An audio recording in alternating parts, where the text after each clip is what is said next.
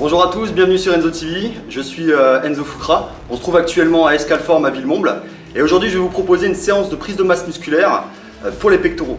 Donc cette séance va se composer de 4 exercices, 3 exercices de base et un exercice d'isolation. En exercice de base on aura le développé couché, le développé incliné et les dips. En exercice d'isolation on aura les écartés couchés. On effectuera 4 séries par exercice. La fourchette de répétition de travail, 6 à 10 répétitions. Ça variera selon les exercices. Gardez en tête que pour travailler la masse musculaire, 6-10 c'est la fourchette dans laquelle vous devez travailler. En dessous de 6, on sera plus sur des filières nerveuses, donc on développera plus la force. Au-delà de 10, on sera plus en hypertrophie sarcoplasmique, le volume. Alors j'en vois déjà certains qui me disent ouais mais la masse et le volume c'est la même chose. Ben non, c'est deux styles de travail complètement différents et j'essaierai dans une vidéo ultérieurement de différencier un petit peu les deux termes. Au niveau du temps de repos, 2 minutes de repos entre chaque série. Pourquoi ? Il nous faut pas mal de temps de repos parce que le principe de l'entraînement, ça va vraiment être d'utiliser le maximum de poids en restant avec une technique irréprochable. Ok ? Vous êtes prêts ? On est parti.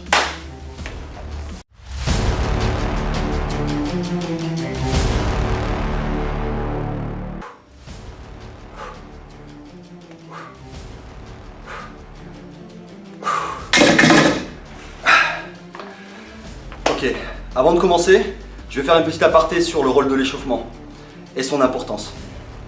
En fait, cette étape, elle est un peu trop boudée, elle est un peu trop zappée par les pratiquants, alors qu'en fait, elle est primordiale pour vraiment réaliser une séance de qualité. Un bon échauffement, ça va vous apporter deux choses. La première des choses, c'est l'assurance de vous prémunir contre d'éventuelles blessures. Avec un bon échauffement, on va chauffer les articulations, les tendons, on va s'assurer d'avoir une bonne élasticité musculaire. Et la deuxième des choses, on va maximiser notre potentiel de séance. Comment ? On va améliorer la vascularisation. Une meilleure vascularisation est égale à meilleur transport d'oxygène. Plus d'oxygène est égal à plus d'ATP, donc plus d'énergie. Et deuxièmement, ça va vous permettre de stimuler le système nerveux afin de profiter vraiment d'une qualité de contraction maximale. Donc ne zappez pas l'échauffement. Alors, comment on s'échauffe ? Personnellement, je vous conseille de réaliser 3 séries d'échauffement avant votre série effective. Première série, une série de 15 à 20 répétitions à peu près 20-30% de la charge utilisée, de la première charge que vous allez utiliser. Deuxième série, de 10 à 15 répétitions à peu près 50% de la charge que vous allez utiliser. Et enfin, dernière série, on va plus être sur du 5-8 répétitions à 75% de la charge que vous avez utilisée. Le temps de repos entre chaque série, 1 minute 30, pas plus. N'oubliez pas, ça reste un échauffement, en aucun cas, vous devez aller jusqu'à l'échec. Ok ? Allez, on est parti pour le premier exercice.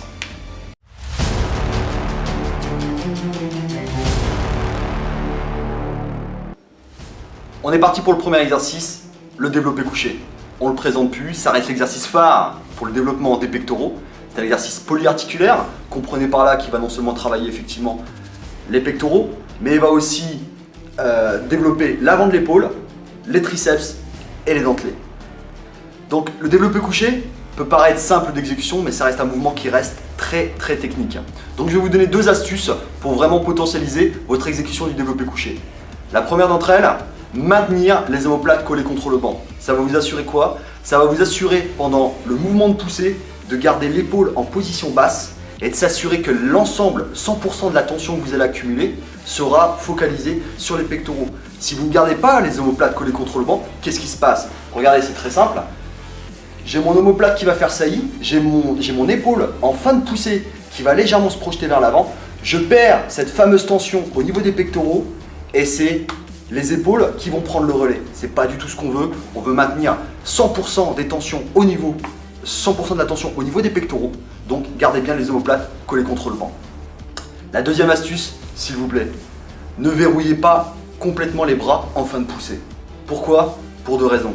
Une raison préventive et une raison, on va dire, d'efficacité de mouvement, d'efficacité de travail. La préventive, c'est bien simple.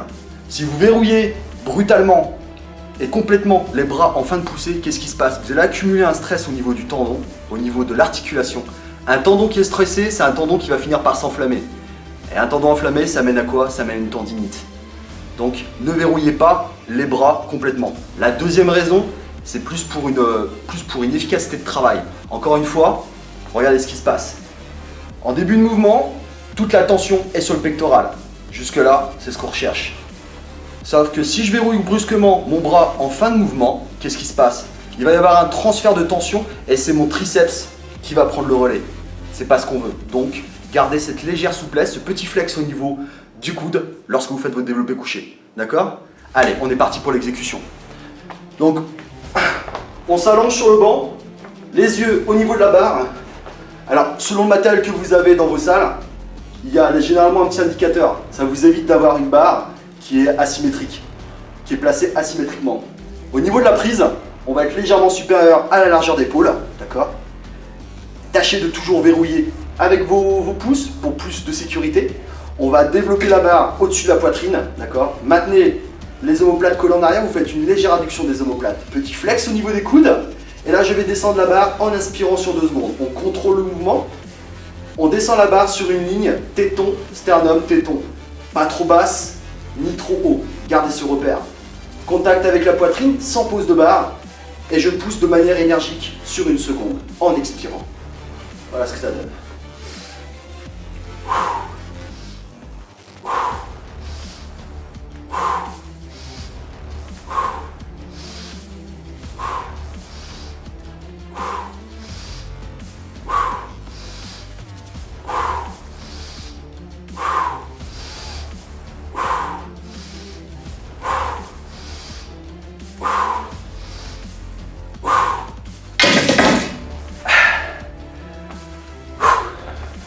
Voilà, c'était le développé couché.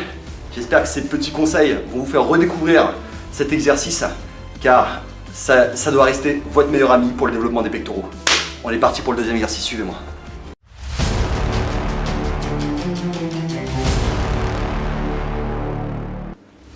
Deuxième exercice, le développé incliné. Cette fois-ci, on va travailler la partie haute, la partie claviculaire des pectoraux. Ok? Allez, je vous montre l'exécution. Donc on s'installe sur le banc, les yeux sous la barre, écartement légèrement supérieur à la largeur d'épaule. On va crocheter avec les pouces, on va développer la barre au-dessus de la poitrine, les épaules en position basse, donc on va faire une adduction des omoplates, coller contre le banc. Et là, l'erreur qui est souvent commise, c'est d'en fait descendre la barre trop haut au niveau de la clavicule, voire limite à ras du cou. Là, vous allez stresser l'épaule. Descendez la barre sur la partie haute des pectoraux. J'inspire en descendant, sur 2 secondes, contact avec la barre sans la poser. J'expire en gardant quoi? Ce petit flex au niveau des coudes. J'inspire, je pousse de manière énergique sur 1 seconde. Allez, c'est parti.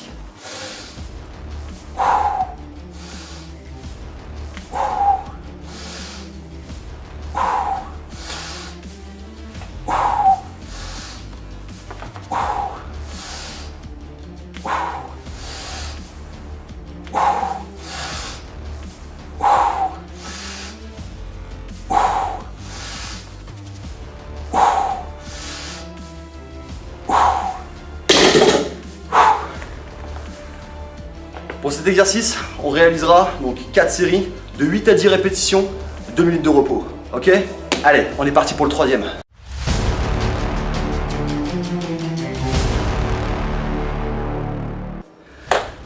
On est parti pour le troisième exercice, les dips. Personnellement, j'adore cet exercice. Pourquoi? Parce que c'est un exercice complet qui va solliciter toute la ceinture scapulaire. Comprenez par là toute la partie haute du buste. D'accord? Allez, on est parti. Donc pour vous positionner, vous allez saisir la partie fuyante de la barre, de chacune des barres, d'accord? La partie droite, les parties parallèles seront réservées pour le travail des triceps. Nous, ce qu'on veut travailler, c'est les pectoraux, d'accord? Je saisis donc la partie fuyante de chaque barre. Première des choses, je vais m'assurer d'une bonne stabilité au niveau du corps. Comment? Je gagne au niveau des abdominaux. Je contracte les fessiers, les jambes vont être serrées l'une contre l'autre. Je vais pencher légèrement le buste vers l'avant. J'inspire en descendant. Une fois que mes bras sont parallèles au sol, je remonte en expirant, en maintenant une petite souplesse au niveau du coude. Ok? Petite astuce, lorsque vous poussez, lorsque vous êtes en phase de pousser, ayez cette volonté de vouloir ramener les 2 barres l'une contre l'autre. Ça va vous assurer quoi? Ça va vous assurer un terrible pic de contraction. Ça va vous assurer aussi de recruter un maximum de fibres musculaires. D'accord? Allez, on est parti.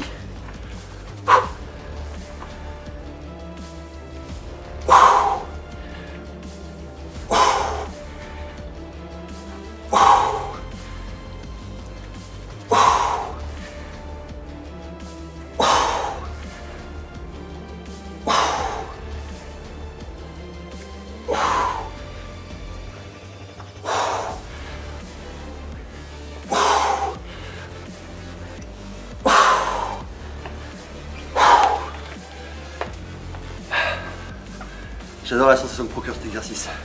Si jamais votre poids de corps vous permet de faire beaucoup plus que les 10 répétitions maximales de la fourchette, n'hésitez pas, vous vous lestez, vous prenez une ceinture, une chaîne, vous mettez un poids. Ou alors pour ceux qui réussissent, vous prenez une haltère, vous la calez entre les pieds. Quoi qu'il en soit, cet exercice, ce sera 4 séries, 8 à 10 répétitions. Allez, on est parti pour le dernier exercice.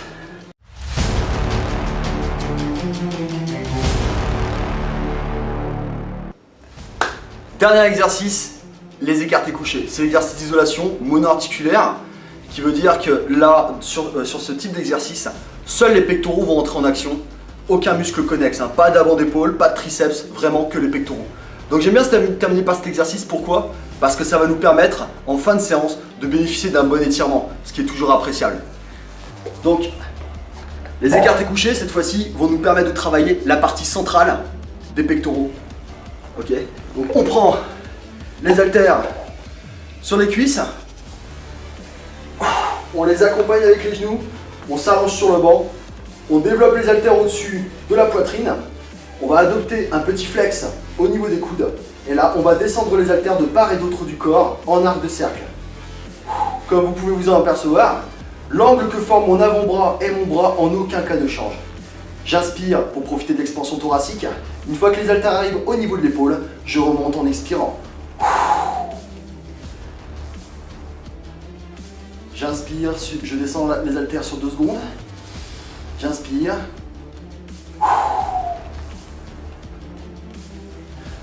J'inspire. Ne descendez pas trop bas, hein. Si vous sentez qu'il y a beaucoup plus d'étirement sur l'épaule que sur le pectoral, c'est que vous avez descendu trop bas. On ne descend pas sur la ligne d'épaule, on garde les pectoraux sous tension. Je remonte. En fin de mouvement, ne joignez pas les haltères. Petite astuce, imaginez-vous serrer un arbre qui est trop gros pour vous. Et là, vous contractez. Allez, c'est parti pour notre série.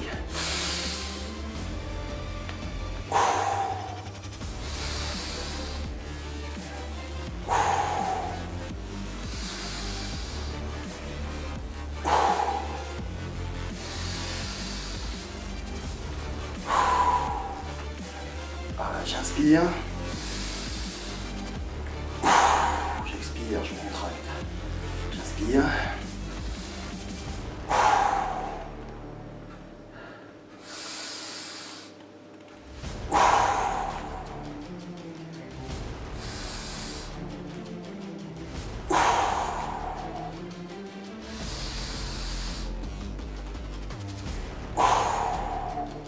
Une fois qu'on a terminé notre séance, ramenez les genoux, je pose les haltères sur les genoux et je raccompagne le tout. C'était les écartés couchés. Voilà, cette vidéo est terminée. J'espère que vous avez aimé la séance, j'espère que vous allez la tester. Si c'est le cas, vous n'hésitez pas, vous laissez des commentaires pour partager vos ressentis, vos sensations. Si jamais cette vidéo vous a donné envie de suivre la chaîne et de voir les futurs contenus qui vont y être dispensés, notamment la semaine prochaine, une vidéo sur un entraînement de masse triceps biceps en superset, vous n'hésitez pas, vous vous abonnez. D'ici là, je vous souhaite tous un très bon entraînement et je vous dis à bientôt. Vous étiez sur Enzo TV, bye bye, ciao.